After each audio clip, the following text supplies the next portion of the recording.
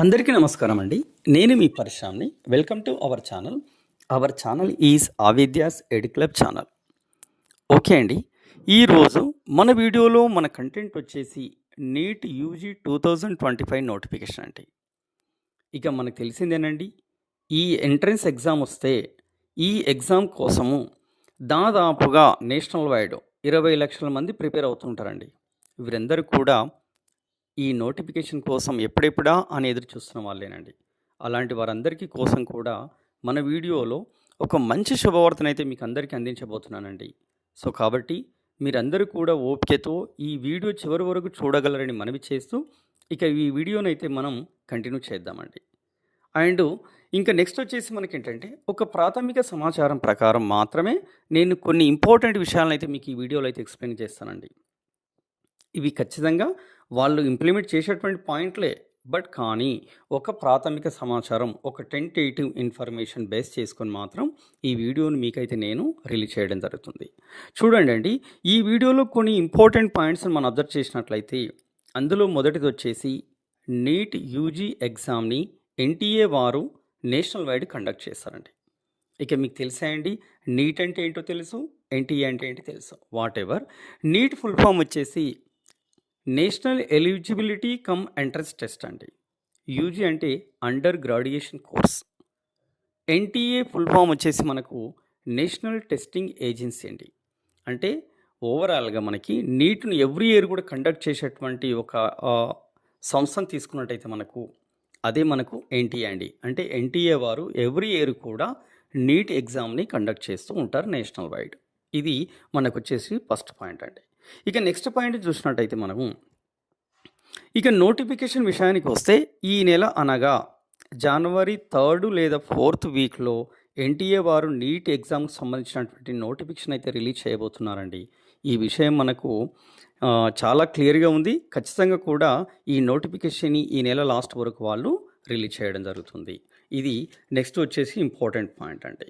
ఇక నెక్స్ట్ వచ్చేసి మనకి ఏంటి అంటే మనకి ఈసారి అయితే మనకి ఈ ఎగ్జామ్ని ఆఫ్లైన్లో కండక్ట్ చేస్తున్నారండి. ఆఫ్లైన్ అంటే మనకి పెన్ అండ్ పేపర్ విధానంలో ఈ యొక్క నీట్ ఎగ్జామ్ని వాళ్ళు కండక్ట్ చేయడం జరుగుతుంది. అంటే ఇది క్లియర్ కట్ అండి. ఎందుకంటే ఈ మధ్యకాలంలో లాస్ట్ ఇయర్ మనకు పేపర్ లీక్ అయిన తర్వాత చాలామంది నిపుణులు కూడా వాళ్ళు సజెస్ట్ చేసింది ఏంటి అంటే మనకి ఆన్లైన్లో ఎగ్జామ్ కండక్ట్ చేస్తే బాగుంటుంది అని చెప్పేసి వాళ్ళు వాళ్ళ యొక్క భావనను అయితే వ్యక్తపరచడం జరిగింది. కానీ ఈసారి అంటే 2025 మేలో రాయబోయేటువంటి ఎగ్జామ్కి మ్యాక్సిమం కూడా వాళ్ళు పేపర్ అండ్ పెన్ విధానంలో ఎగ్జామ్ కండక్ట్ చేస్తున్నారు. అంటే ఆఫ్లైన్ విధానంలో మనకి ఎగ్జామ్ అనేది ఉండబోతుంది. ఇక నెక్స్ట్ వచ్చేసి మనకు ఈ ఎగ్జామ్ని వారు మే 1వ వారం అనగా మే 4th కానీ లేదా మే 6th కానీ వాళ్ళు ఎగ్జామ్ కండక్ట్ చేసేటువంటి ఆలోచనలో ఉన్నారండి. ఎందుకంటే ఆఫ్లైన్లో అయితే మనకి ఎగ్జామ్ ఎప్పుడు కూడా సండే రోజు కండక్ట్ చేశారు కాబట్టి మనకు 2025 మే చూసుకున్నట్టయితే మనకి 4th సండే అవుతుంది. ఒకవేళ 4th కాకపోతే 6th నాడైతే వాళ్ళు ఎగ్జామ్ను కండక్ట్ చేయాలనే ఆలోచనలో ఉన్నారండి. ఖచ్చితంగా ఈ 2 డేట్లో ఏదో ఒక రోజు మాత్రం వాళ్ళు ఎగ్జామ్ను కండక్ట్ చేయడం అనేది జరుగుతుంది. ఇక నెక్స్ట్ పాయింట్ వచ్చేసి మనకి 2025 నీట్ యూజీ ఎగ్జామ్ని 13 భాషలలో నిర్వహిస్తారండి. అంటే ప్రీవియస్లో కూడా ఇన్ని లాంగ్వేజ్లో నిర్వహించారండి. మళ్ళీ ఇప్పుడు 2025లో కూడా మనకు 13 లాంగ్వేజెస్లో వాళ్ళ ఎగ్జామ్ని అయితే కండక్ట్ చేయబోతున్నారండి. ఆ యొక్క లాంగ్వేజెస్ వచ్చేసి ఏంటంటే మనకి English, Hindi, Bengali, Urdu, Assamese, Gujarati, Marathi, Odia, Kannada, Tamil, Malayalam, Punjabi and Telugu ఈ మొదలగు భాషలలో వారైతే ఎగ్జామ్ని కండక్ట్ చేయడం జరుగుతుంది. ఇక నెక్స్ట్ పాయింట్ వచ్చేసి మనకు నోటిఫికేషన్లో రిలీజ్ అయిన తర్వాత అఫీషియల్ వెబ్సైట్లో మనకు ఈ ఎగ్జామ్ సంబంధించినటువంటి సిలబస్ ఏంటి, ఎగ్జామ్ ప్యాటర్న్ ఎలా ఉంటుంది, రిజిస్టర్డ్ డేట్స్ వచ్చేసి ఏంటి, అంటే మనకు అప్లికేషన్ అనేది ఎప్పుడు స్టార్ట్ అవుతుంది, ఎప్పుడు ఎండ్ అవుతుంది అనే విషయాల గురించి కూడా మనకు క్లియర్గా వాళ్ళు పొందపరచడం జరుగుతుంది. ఈ యొక్క నోటిఫికేషన్ రిలీజ్ అయిన తర్వాత వీటికి సంబంధించినటువంటి కంప్లీట్ ఇన్ఫర్మేషన్ కూడా మళ్ళీ మీకు నేను అందజేయడం జరుగుతుంది. ఇక నెక్స్ట్ పాయింట్ వచ్చేసి మనకు నెంబర్ ఆఫ్ సీట్స్ అండి. అంటే 2025 నీట్ యూజీలో మనకు నెంబర్ ఆఫ్ సీట్స్ వచ్చేసి ఎన్ని ఉన్నాయి, ఏ కోర్సుకు ఎన్ని సీట్స్ అనేది కేటాయించడం జరిగింది అనేది నేను మీకు చిన్నగా చెప్పడం జరుగుతుంది. చూడండి. ఇక ఎంబీబీఎస్లో వచ్చేస్తే total number of seats in MBBS 10,8890 అంటే 1,08,890 సీట్లు అయితే ఎంబీబీఎస్కి కేటాయించడం జరిగిందండి. ఇక నెక్స్ట్ వచ్చేసి బీడీఎస్ కోర్సు మనం అబ్జర్వ్ చేసినట్టయితే ఇందులో వచ్చేసి 27,868 సీట్లనైతే బీడీఎస్కి కేటాయించడం జరిగింది. ఇక బీఏ ఎంఎస్ని చూసినట్టయితే 52,720 సీట్లను బీఏ ఎంఎస్కి వాళ్ళు కేటాయించడం జరిగింది. బీఏ ఎంఎస్ అంటే bachelor of ayurvedic medical science అండి. దీనికి సంబంధించినటువంటి సీట్లు మనకు 52,720 సీట్లు అయితే నీట్ ఎగ్జామ్ ద్వారా వాళ్ళు కేటాయించడం జరిగింది. ఇక నెక్స్ట్ వచ్చేసి బీవీఎస్సీ అండి, అంటే bachelor of veterinary science and animal హస్బెండరీకి సంబంధించి 603 సీట్లు అయితే వాళ్ళు కేటాయించడం జరిగింది. సో ఈ పాయింట్కి సంబంధించినటువంటి కంప్లీట్ ఇన్ఫర్మేషన్ ఇదండి. ఇక నెక్స్ట్ వచ్చేసి నెక్స్ట్ పాయింట్ మనం చూసినట్టయితే నీట్ యూజీ 2025 ఎగ్జామ్కి వచ్చేసి ఇంటర్మీడియట్ చదువుతున్న వారు అర్హులు. అంటే ఎలిజిబిలిటీ మనం అబ్జర్వ్ చేస్తున్నట్టయితే ఎవరైతే ఇంటర్మీడియట్ చదువుతున్నారో వాళ్ళందరూ కూడా దీనికి ఎలిజిబిలిటీ ఉంటుందండి. అంటే ఇంటర్మీడియట్ కంప్లీట్ అయ్యి లాంగ్ టర్మ్ తీసుకున్న వాళ్ళు కానీ, ఇంటర్మీడియట్ చదువుతున్న వారు కానీ, లేదంటే ఇంటర్మీడియట్ ఫస్ట్ ఇయర్లో జాయిన్ అయ్యి ఇప్పుడు ఫస్ట్ ఇయర్ కంటిన్యూ చేస్తున్న వారు కూడా దీనికి ఎలిజిబిలిటీ అండి. అంటే ఎలిజిబిలిటీ అంటే ఫస్ట్ ఇయర్ అయిపోయిన తర్వాత కోర్స్ చేయడానికి ఛాన్స్ లేదండి. కానీ ఎవరైనా ప్రాక్టీస్ కోసం మీ ఎగ్జామ్ రాసుకోవచ్చా అనే డౌట్లు వస్తే వారు కూడా అప్లై చేసుకుని ఎగ్జామ్ని అయితే రాసుకోవచ్చా అండి, నో ప్రాబ్లం.